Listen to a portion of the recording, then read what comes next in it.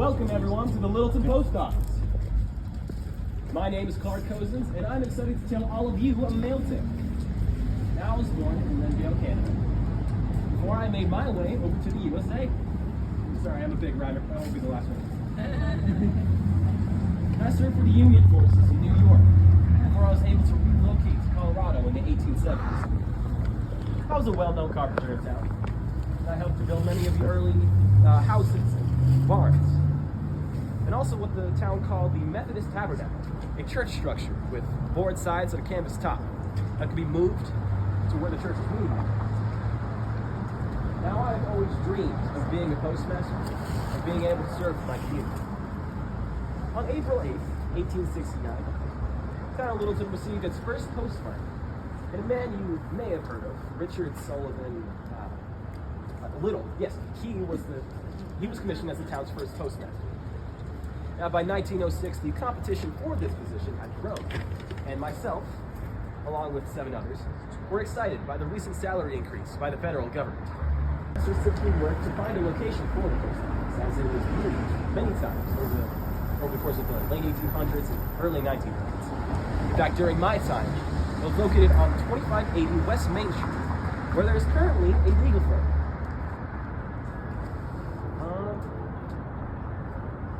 January 8th, 1908. Ladies and gentlemen, I was not feeling that well today, and I had my daughter, Ruby, covering my postmaster duties. And as she was opening up the post office, she found that the safe to the post office had been blown open, and what the papers described as a liberal amount of booty was taken. What they had also found was one of the thieves who was not able to escape the class and was left without a few limbs. An arm and a leg, I'd say it's a fair trade. I always mess up the name of that store.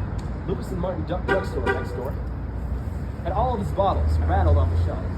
And a nice new entrance into the post office. Now eventually, the post office did reopen. And unfortunately, that's where the story's content also screens could be heard, as well as candles being relit after the postmaster had thrown them out.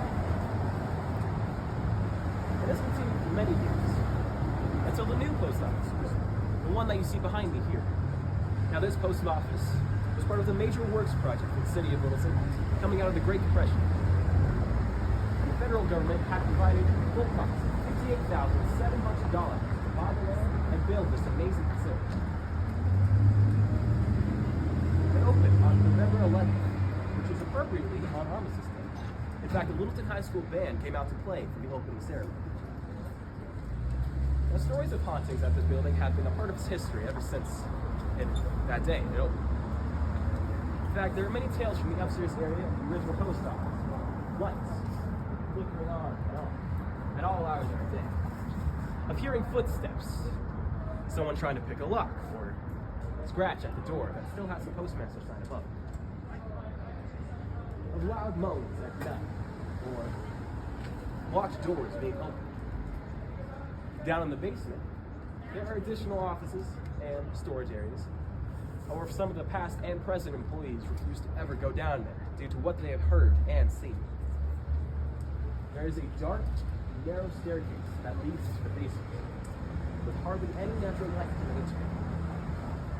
Many people who have taken that staircase had this creepy feeling of being watched.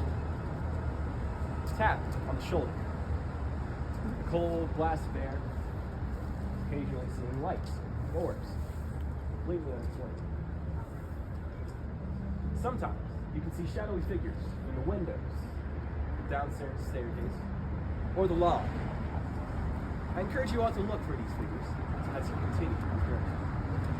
Thank you for coming to Haunted Littleton.